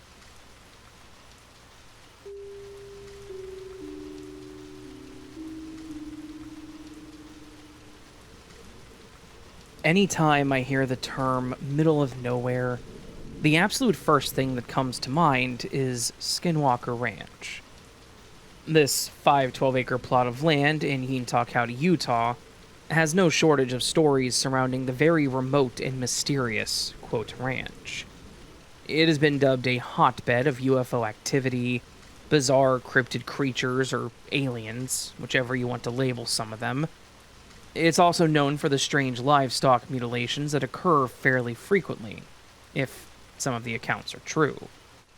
There are also no ends to the conspiracy theories regarding Skinwalker Ranch and ties to the US government, and most specifically the military. Regardless of what you believe, or don't believe, just the sheer amount of lore around Skinwalker Ranch has to have you asking some questions about just what might be real, and what is just hysteria, paranoia, and intentional misinformation put out for the sole purpose of entertainment and distraction. The place is also known for the History Channel series The Secrets of Skinwalker Ranch, where they investigate the alleged paranormal events that often take place at the enigmatic ranch. Multiple owners of the property, including current owner Brandon Fugel of Adamantium Real Estate LLC, have spent a lot of time and money investigating the strange occurrences that reportedly happen all over the infamous land. Even the name of the ranch itself is drawn from the ancient lore of the Navajo and other native peoples, and refers to twisted shaman that can shapeshift and possess the bodies of animals. Which, in itself, is a topic that we could write up for probably a half-hour video, if we really tried, just because of the amount of material available on the topic. Let's begin by looking at some of the most reported and commonly associated phenomena with Skinwalker Ranch: UFO sightings. I absolutely love the topic of UFOs, and the thought of other life in the universe does not scare me, it excites me. And to think that they visit us is a truly exciting thing for me. Of course, when most people think of such things, they think of the abduction stories, experiments being performed, etc. In the 1950s, the entire area was dubbed as UFO Alley, and Skinwalker Ranch was known as UFO Ranch because of its 50-year history of sightings. In the 1970s, the UFO reports in Utah County were made public, and this sparked a lot of interest in the ranch. People began coming to investigate all manner of strange phenomena, such as UFO sightings, the livestock mutilations, and strange creatures with glowing red eyes that were unscathed by bullets when people tried to shoot them. Also, there were reports of invisible devices that were emitting dangerous electromagnetic fields. The earliest reports of the ranch began in 1966, with the tales of a family that had bought the property and then began to experience strange and unsettling things.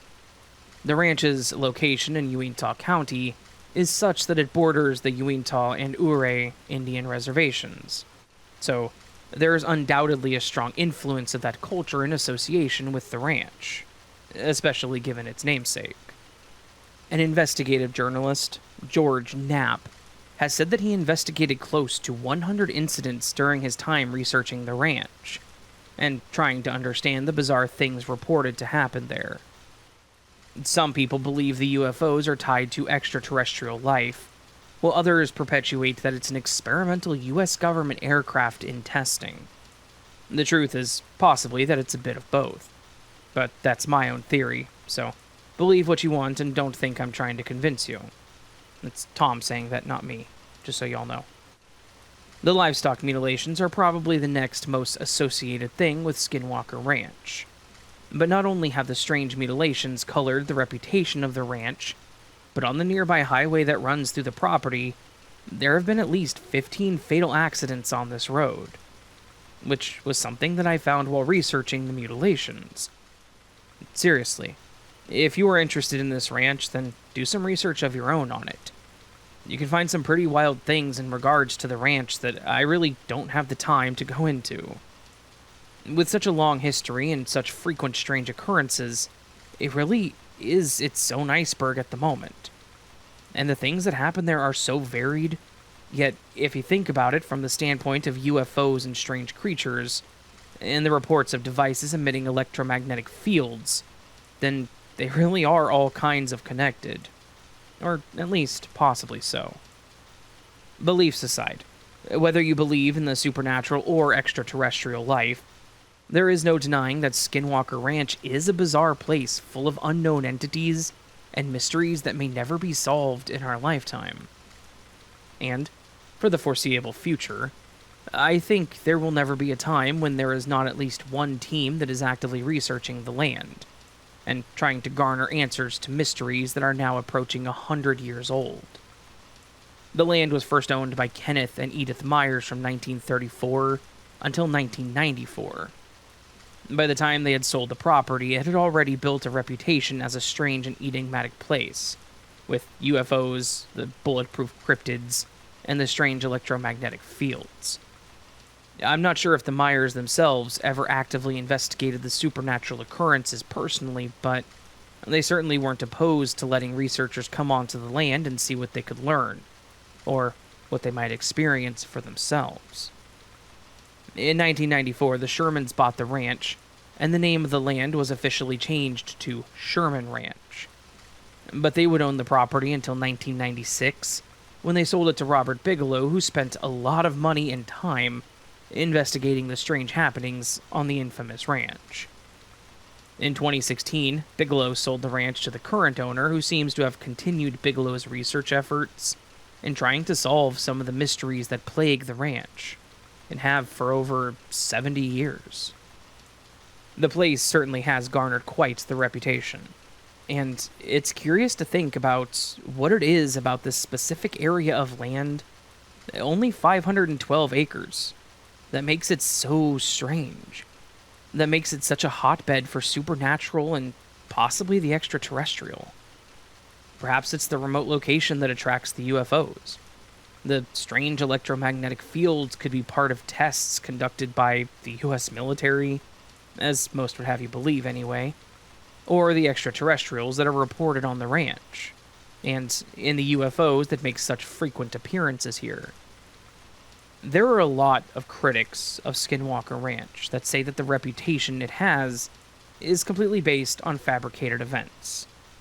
The NIDSI that had monitored the ranch for years and spoken to former owners of the property claimed that no evidence of any supernatural occurrences have been observed, and that the former owners claimed that no supernatural events happened during their time on the ranch, which is a bit odd, given the earliest stories spoke of the Myers who had bought the land and then had all kinds of strange things begin to happen. So, as with most things, this might be 100% accurate, and there are no paranormal things that have happened. But if that's the case, then why do reports and stories of strange occurrences keep coming up? The southwest part of the US is still a very wild and untamed land, with huge sections that are completely uninhabited by humans. So many remote spots, and when you leave civilization behind, then absolutely anything can happen to you when you're in the middle of nowhere. For if a place as well known as Skinwalker Ranch can have strange and deadly phenomena, then how many other remote places could be even worse?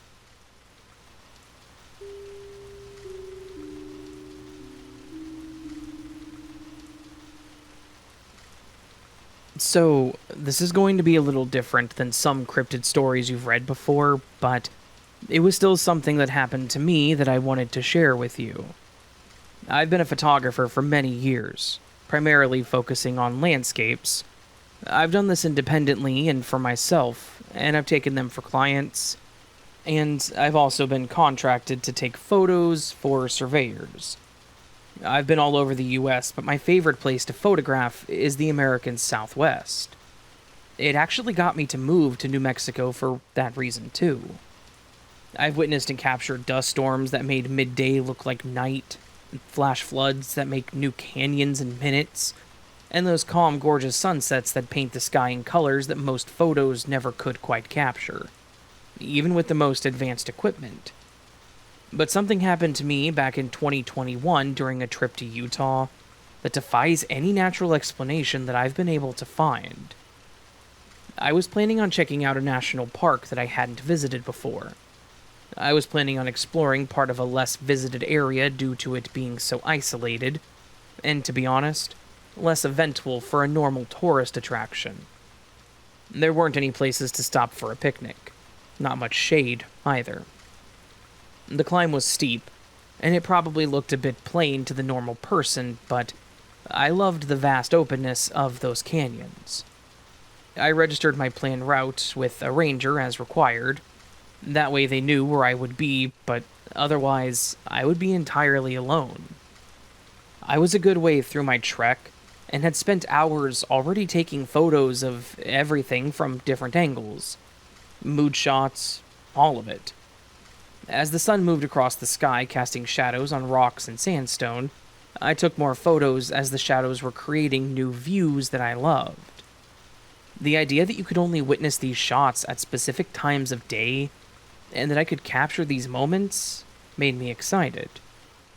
I was so absorbed in my work that I didn't notice the light beginning to fade until the shadows had grown long enough to swallow the canyon floor. When I realized that I was still a few hours away from a good stopping place, I quickly packed up my gear. But as I packed up, I saw some of the sand moving oddly along the canyon floor. Now, if you've spent time in the desert, you know that sand shifts constantly from the wind, forming ripples and patterns at time. It was almost like that, but at the same time, different. A lot different. It was more deliberate, almost purposeful. It was like small streams of sand were converging and moving around the slight breeze that was flowing through the canyon. I watched as those same streams gathered into formations that suspiciously looked human-sized but narrower, with elongated proportions. There were 3 of them, composed entirely of swirling sand particles that somehow maintained their form despite the impossibility of the whole thing. I stood in awe of what I was seeing. I tried to come up with an explanation, too. Maybe it was due to the wind catching the pillars and boulders, causing the sand to form like that. Maybe I was dehydrated and just seeing things. Unfortunately, it had me so transfixed that I had totally forgotten about grabbing my camera to capture the sight. That was until it appeared that they were moving toward me. Not walking exactly, but flowing across the ground while still maintaining their vaguely humanoid shapes. I backed away, now trying to pull out my camera. I was in awe when I first saw these things, but I finally came to and started fumbling with my bag to set up the camera. Because, of course, as we photographers do, we document first, run later. I managed to take several quick shots before turning to make my way out of the canyon. Between it getting later and darker in Utah, I knew that could get dangerous. Not to mention, whatever these things were closing in. The path ahead required climbing up a steep sandstone slope to reach the rim, and I was about halfway up when I messed up. I had gripped onto a seemingly solid protrusion of rock when it crumbled beneath my fingers. Time seemed to be in slow motion as I felt myself begin to fall back, with nothing to stop my fall. It wasn't too steep of a fall, as in I wouldn't have died, but I would probably be severely injured. I watched as my camera bag pointed straight down, pulling me with it. Most disturbingly, The sand formations suddenly raced toward me with impossible speed. My first reaction was to throw one arm up to protect my face, closing my eyes as I braced for impact. But instead of hitting the ground, I felt something grasp my right arm with surprising strength, yanking it upward. The force jolted my bag loose, and I heard it tumble to the ground. Yet I remained suspended, one arm held firmly by something. I looked down with disappointment at my bag, but then it dawned on me that something caught me or had grabbed me. There was nothing around that I could have been snagged on either. That's when I looked up and found myself dangling from the ledge, my right arm extended upward at an uncomfortable angle. Sand swirled around my wrist and forearm. It wasn't solid. I could see right through it. But it wasn't insubstantial either. Then, I swear I felt something pulling me up until I could grab onto another ledge with my other hand. And at that moment, my right arm was freed. I put my foot on a solid piece of rock and pulled myself the rest of the way up. I sat on the ground and looked around as I watched the sand formation in front of me disperse into the air. After taking a moment to collect myself, I remembered my camera and crawled to the ledge to look over. There at the bottom, I saw my bag next to more sand. It wasn't moving, just maintaining its position as if waiting for something. I don't know why I did this, but I said out loud, "Please don't let it be broken. Don't let something or someone snatch it up before I can get to it." I found a better path down, as I scooted down it on my bottom. Once on the same level, I slowly made my way to my camera bag. I saw that sand figure still lingering nearby, so I slowly reached for my bag. And once again said out loud, "I'm just gonna reach down and grab this." As I got closer, I swear the sand moved, and I grabbed my bag, and then went back to my spot that I had scooted down and crawled back up. Once back to the top, on solid ground, I regained my composure and started making my way through the trail. But before I left that area, I heard a voice. It was warped, almost like someone trying to talk underwater. I couldn't tell what was said, but I knew that there were words. Something was talking, or trying to. And with the voice, I saw another sand figure in the distance. The disembodied voice did it for me. Putting that with the sand then led me to the conclusion that these things were living, and I couldn't really explain that. I held on to my bag and I ran. I didn't stop. I ran until I reached one of the rest buildings. This one was unmanned, but it had restrooms, a drinking fountain, and some vending machines. I sat on one of the benches to catch my breath. After about 10 minutes or so, I told myself that I needed to get going. It was going to be dark quickly, and I wasn't planning on camping, nor did I have any camping supplies. So I had to get back to the entrance. Thankfully, I can get into the right mindset and get done what I needed to, so I got back to the entrance probably in record time.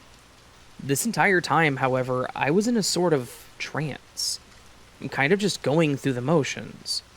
I was even on autopilot as I drove back to the hotel. Once there, I undressed, preparing to take a cold shower, when I noticed how sensitive my arm felt when my shirt touched it. I looked down and saw that my right wrist and lower arm was red and sensitive to the touch. It was like it had been rubbed raw by something rough. A rock, maybe, or sandpaper. It's like it all came rushing back to me at that moment. I went back to my camera and tried to turn it on, and it wouldn't. I opened the back compartment where the rechargeable batteries and SD card was, and to my surprise, sand fell out of it and onto the desk. The camera was in a case, and in my camera bag. The bag had a few camera lenses, sunscreen, my sunglasses, and a few other small items in it. So how could it have been filled with sand? That's when I noticed the lenses were completely scuffed. They weren't cracked, but once again, it looked like something rough had been rubbed across them. I couldn't make sense of how that was even possible. I could see it being cracked from the fall, maybe the plastic even being chipped or damaged, but to have full scuffs like that, similar to how my wrist now was, it made no sense to me. Until I remembered the sand figures. Could that even be possible? Were those things really alive? And did they save me? Is that what had a hold of my arm? I mean, with the weird rash or whatever it was on my arm, it's the only thing I could think of. So maybe they tried to save my camera too? I left the hotel the next day. It was supposed to be a simple trip, so I went home eagerly wanting to check the memory card in my camera since it wouldn't power on.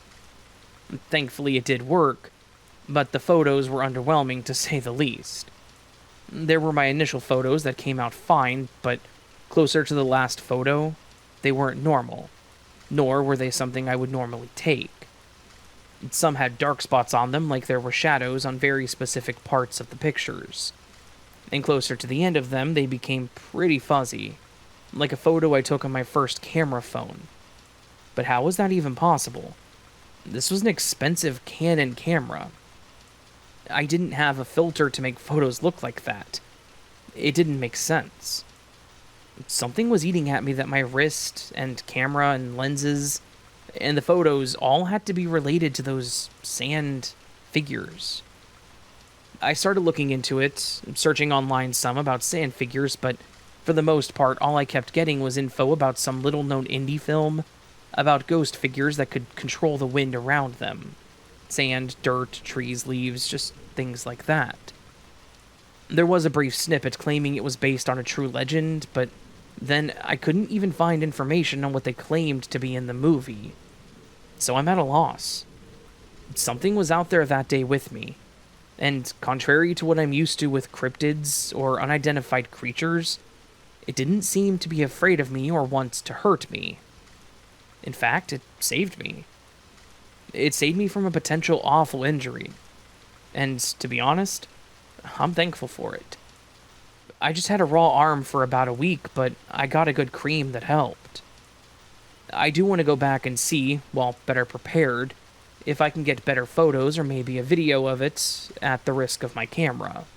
Unfortunately, life does what it does, and I haven't had the time or money to go back out there. But when I do, mark my word, I will share anything I come across. In the meantime, I would love to hear if anyone has heard of these creatures and what they mean or their purpose, and why I was chosen to be saved.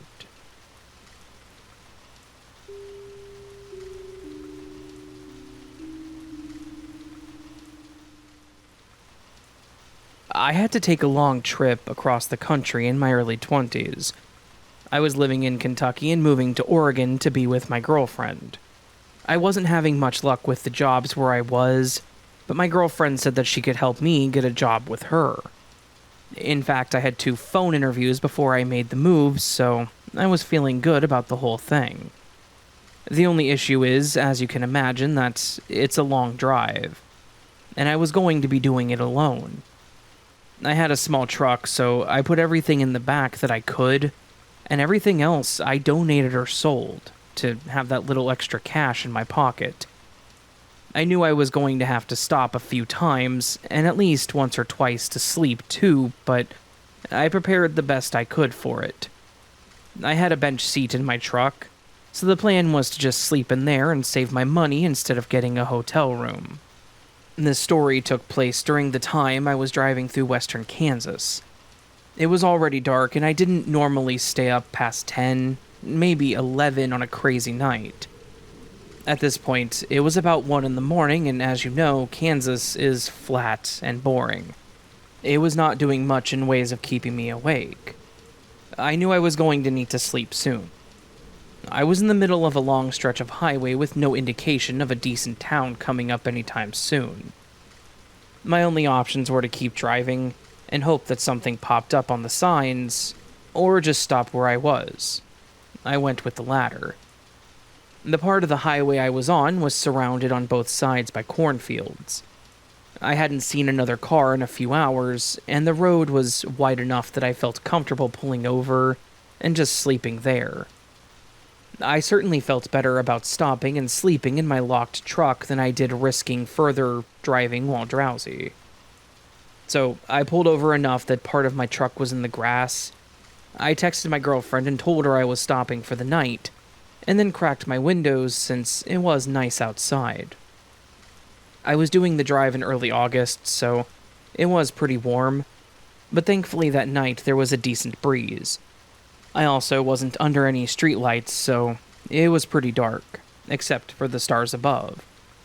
I got myself situated in my seat, lying down, patting myself on the back for keeping a pillow in the seat for this very reason. I was just starting to drift off, being right in that in-between state where I was aware of my body and the sounds of the crickets outside, but also dreaming. Until I started hearing odd sounds that didn't fit into whatever I was dreaming about. It caught my attention enough to wake me up. I remember lying there, staring at the roof and just listening.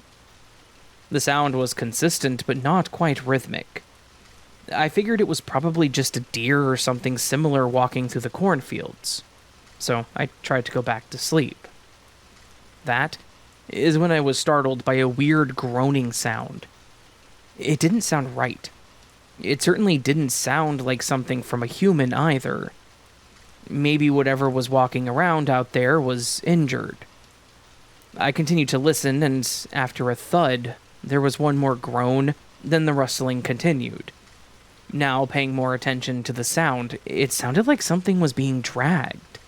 Like something heavy was being pulled along the ground. But this is where my stupidity kicked in. I got too curious. I still didn't know what was making that groaning sound, and even though I was leaning towards an animal, I wanted to check it out, and maybe see if somebody needed help. It was a long shot, sure, being in the middle of nowhere, but I was going to feel bad if I just left someone like that. I sat up in my truck and looked around to see if I might see something, but no dice. So I grabbed the flashlight in my glove compartment. I was trying to conserve my phone battery since I couldn't charge it overnight. Then I got out to look around. I scanned the cornfields with my flashlight, and finally I spotted a patch in the corn on the passenger side of my car that was moving. I could see the stalk swaying from the top. I didn't scare easily, and still being curious, I walked toward the patch. Now, I've never walked through a cornfield before, so I wasn't expecting it to be as dense as it was. I could barely make out the line in front of me. The leaves kept catching on my clothes, and the stalks didn't have much give to them. I almost turned around just because of how difficult it was, and not to mention I was technically trespassing. But then I came across a small patch that was broken or stepped over. I may not know much about farming, but I had a feeling that this was not intentional. When I approached the broken patch, I noticed from there that there was a trail being made to the left, leaving behind more broken trails. I followed it, keeping my flashlight pointed to the ground. The more I walked, the more I started hearing new sounds. The sound of crunching. But the crunching was wet and messy, almost like someone chewing on something crunchy with their mouth open. It made me more curious, but I was also starting to become on edge. This was making me feel like this was less likely a human, but for some reason, I just kept going. Finally, I was able to make out a dark lump toward the ground that was moving. It was clearly something, but I couldn't tell what it was. It looked like it partially had its back to me, but it was big, based on how broad its back and shoulders were. Bigger than a coyote or a dog and the wrong shape for a deer. Maybe even the size of a bear. But I don't think there are bears roaming around in Kansas cornfields. Its movements were strange, kind of jerky, but also precise. And from what I could see, it appeared to be positioned over another animal that was lying motionless on the ground. That's when the creature stood up, and I noticed that the look of it was just all wrong. It had really thin legs compared to its large body, and it seemed kind of crooked. It had 2 bend points, but also appeared bowed. It didn't look possible that this thing should be able to walk. That's when I noticed the sound that I was hearing. The creature leaned over the animal on the ground and ripped a part of it off and then started gnawing. It ripped off its limb with its own hands. The sound and witnessing that caused me to gag, which unfortunately was audible. The creature stopped and looked back at me. It stayed completely still as we both stared at each other. I then pointed the flashlight at it, because it already knew I was there anyway, and I could make out the face a little more. It had a long snout like that of a dog or a bear, but its face only had small patches of fur, like it was balding. The eyes just appeared as an endless black hole. Something told me that I needed to get the hell out of there. I don't know why it didn't lunge at me already, but I took it as my chance to get away. I ran back the way I came from, following that same path, and I even passed it.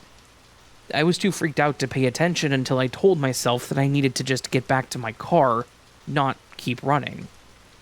I turned to the right and ran out of the field, realizing I had actually passed where my car was. I ran back to the car, thankful that I left the keys in the ignition, and immediately started it.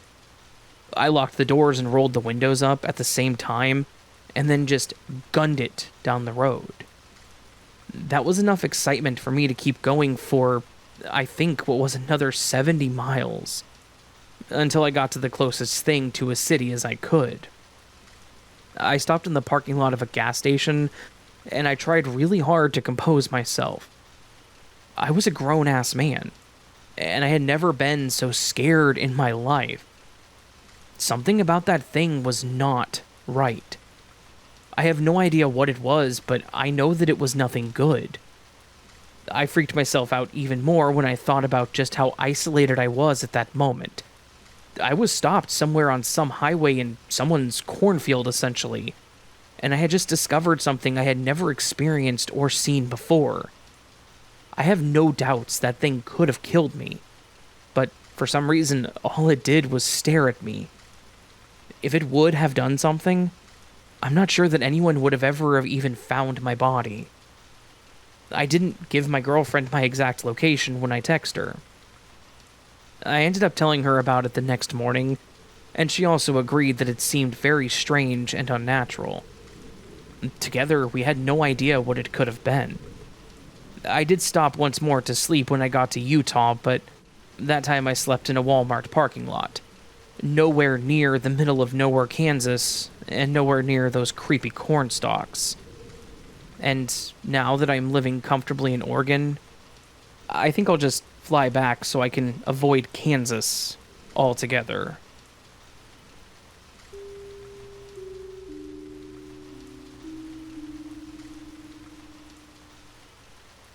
This is my first time sharing a story with you, but I'm sure it won't be my last. I can honestly say that I've lived a pretty wild and weird life, and I'm grateful for all of it. Good and bad. Because it's made me who I am.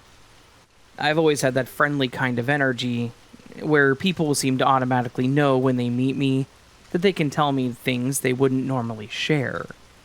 That I won't judge, because I'm obviously pretty weird, and I believe we should embrace that. So, I've heard my share of strange tales, often from strangers or new acquaintances, and I've shared many of my bizarre experiences with them. I don't offer this information to people if I don't think they'll believe me. I have no reason to lie, and who would make stuff like this up anyway? I'm not that creative. I like to think that most of your listeners are believers, or at least want to believe. I myself am 100% a believer in the paranormal. I've seen spirits, UFOs, demons, and possessions, and all manners of unexplainable crazy in my life, but I'm also the first one to be a skeptic. Just because these things do exist doesn't mean every odd thing we encounter is related to the paranormal. I think a lot of people are bored and want to believe, and so they grab onto things that appear strange to make themselves feel like they're part of that unseen world. Ideally, anyone who wants to have paranormal experiences would get the chance, and everyone who fears them should be left alone. But I guess it's not up to us. Anyway, I honestly don't care if people believe my stories or not. If it didn't happen to them, maybe it wasn't for them. I was there. I know what I know. Okay, enough with the preamble. So this first thing happened 30 years ago. Like, exactly 30 years ago now that I think about it. When I was a teenager. but it's still surprisingly fresh in my mind because I think about it often and have shared this with many people over the years. It's definitely one of my favorite unexplained experiences. I was living in San Francisco at the time. Since I was a teen, everything was new and exciting, and the 90s were awesome. Too bad I didn't know to appreciate it more back then. I really enjoyed meeting new people, having deep, meaningful conversations with strangers, and showing off my intelligence and intellect. I've always been told that I had a depth and maturity that was unusual for my age. Proof of my old soul, perhaps. And I loved learning about life from people who had really lived. I had discovered that my favorite people to talk to, the people with the best stories and possessing surprising depth and intellect of their own, were the homeless men and women around the Bay Area. Disclaimer: I should probably add that I'm not suggesting that young people go out and make friends with the first person they see pushing a shopping cart full of cans just for entertainment. I was rarely alone, and this was a very different time with very different people. And yes, I put myself in very dangerous situations, and sometimes bad things did happen to me because of it. I was generally liked and looked after by these people, but I have also always been blessed with divine protection. So, I'm not recommending anyone do what I did. I'm just stating the facts. Please be safe out there in the world. Anyway, moving on. I had spent the day hanging out with a group of people in Golden Gate Park. I had met a fascinating and brilliant man who had been a tenured college professor before his life took a turn for the worst. He had spent hours explaining his theory that the Bible was all about aliens. Truly, one of my biggest regrets in life is that I didn't have recording equipment for this conversation. That guy definitely should have written a book. I know it sounds crazy, but the only thing that was insane is how accurately he could quote the Bible, and the way he could perfectly explain how every single verse could be reinterpreted to prove that it was all about alien involvement in early mankind. This is unrelated to the story, I just always thought it was cool. So, we're sitting at a picnic table, and the sun is starting to go down. The group has dispersed over time. I guess the alien Bible was a tired subject around here to everyone but me.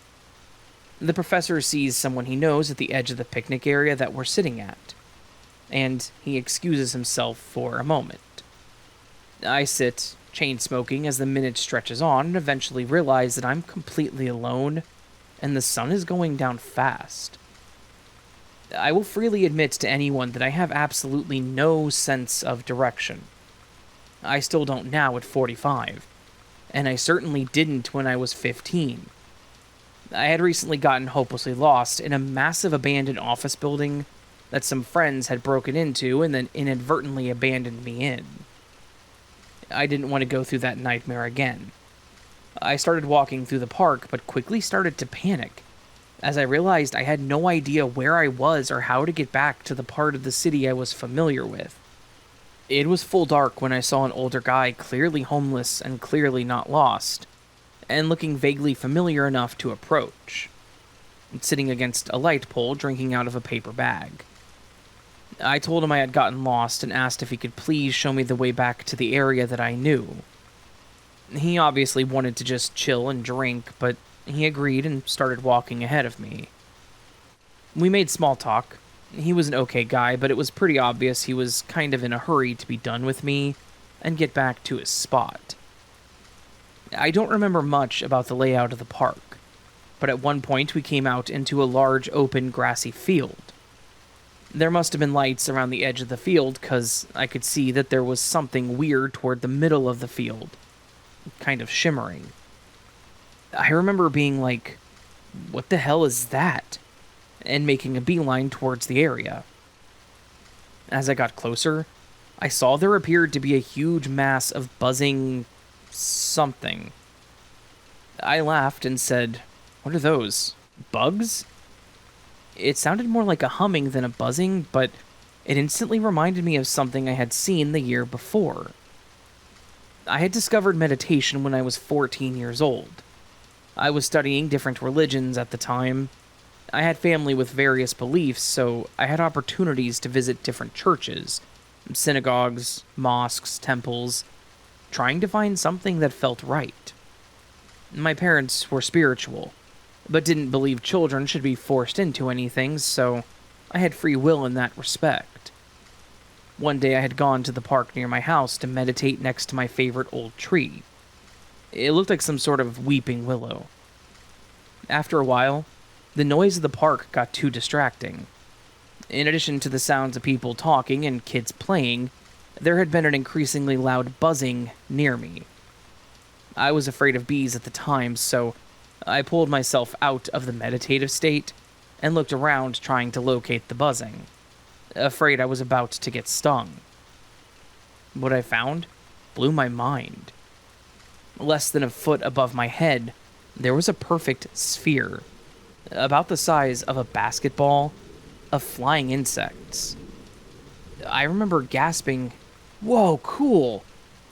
They were buzzing around in circles, seemingly trapped in this perfect orb right over my head, but within seconds of my returning to the theta state, they all scattered, flying different directions, and even appearing to crash into each other as if they too had been in a trance.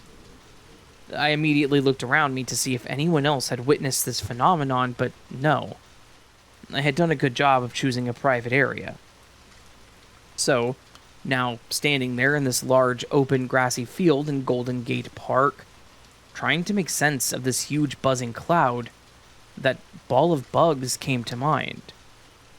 But as I got closer, I realized it wasn't a cloud of buzzing, and it wasn't insects at all. What I saw made my jaw drop. There's only one word I have ever been able to come up with to describe what I saw. Pods. Pods of pure energy.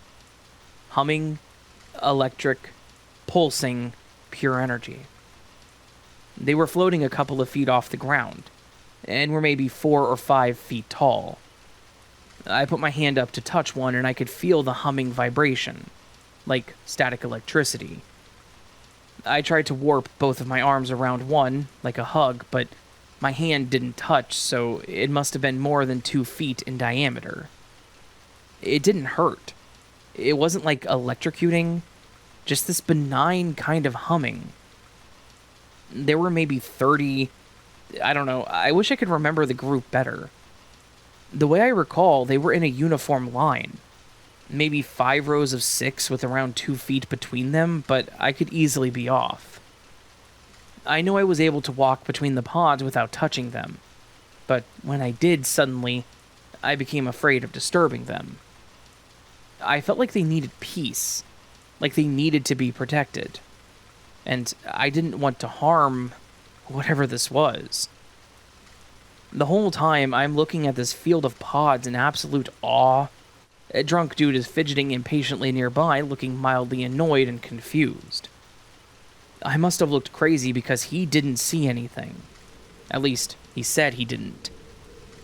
I remember I kept talking to him, prodding. "You really don't see this? Are you messing with me? What is this?" But he denied it. He just wanted to go and kept getting farther away from me until I realized he was going to leave me if I didn't hurry.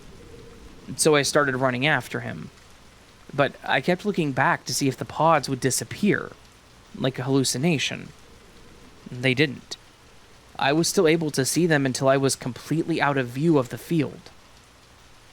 Following the dude out, naturally I kept trying to talk about it.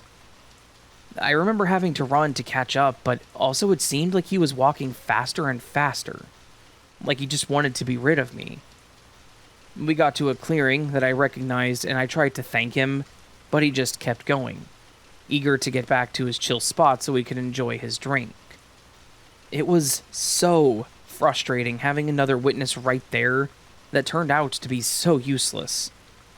I couldn't wait to talk to someone I knew about this. But strangely, that didn't go the way I expected.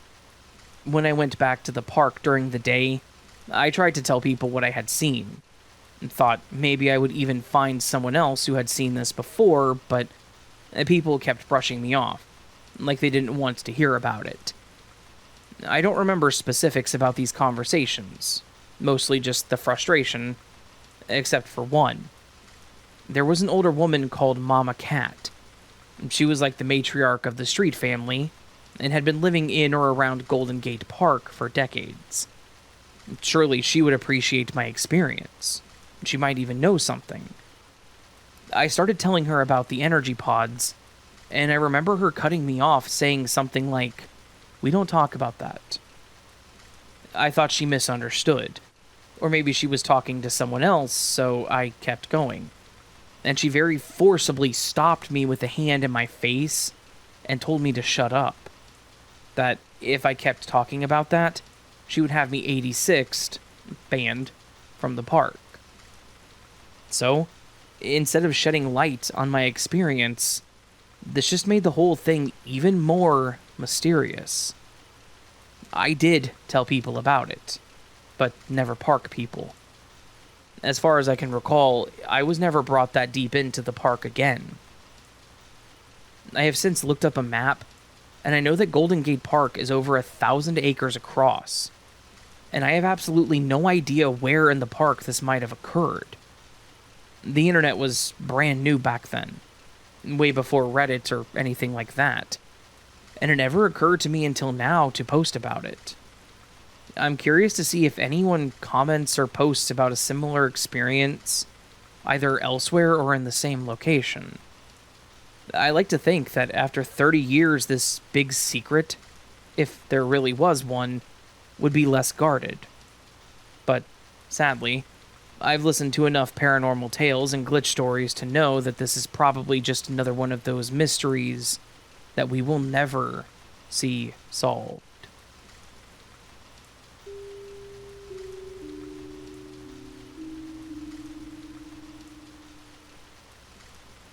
Hello, Raven. As they say, long-time listener, but first time sending in a story. I'm from Brazil, and I love the paranormal and glitch stories. My story actually happened to my father-in-law, and I'm not sure if it was a glitch or something paranormal, but he thinks it was paranormal, so I'm tagging it as such to the story. About 30 years ago, my father-in-law, who I'm going to call Mark, was involved in 2 car accidents on 2 consecutive days. In the first accident, he was alone in the car going from one city to another through a road that ran along a hill. It was a rainy day, but he absolutely had to go because it was for work. He was going to get some materials for his small business. So, while going through that road, he lost control of his pickup, and luckily managed to get it to the side of the road that was not a hill, saving himself but wrecking the pickup. The next day, Mark, his father, and his father-in-law went down that same road, now to go to a junkyard to look for some parts for the wrecked pickup, so the mechanic could work on it. It was also a rainy day, and this time Mark's father-in-law was driving a different car, and again they lost control of the vehicle. From the other direction, there was a truck coming, and as they lost control, the car smashed into it. If it wasn't for the truck, they would have went down the hill and probably died. This time, Mark cut his head in the accident. His dad broke some ribs, and his father-in-law broke a leg. Pretty bad accident. At that time in our city, there were no public services like firemen to respond to car accidents, no cell phones either to call for them, so the first thing Mark did was to get out of the car, even injured. As he gets out, a man in a black raincoat approached him, saying, "You were in a car accident yesterday too, right?" Mark says yes. And the man says, "Yeah, they want to kill you, but they won't manage to do it. Here, have this." And he gave Mark a wooden crucifix. Mark says that after accepting the crucifix, he got distracted, due to his injuries, I guess, and when he noticed, the man was gone. On that day, he believed that he encountered his protector, and kept the crucifix with him for 20 years. Sadly, after 20 years he lost it, but he thinks that it was because someone else was in more need of the crucifix than he was. And that's it, Raven, and much love from Brazil.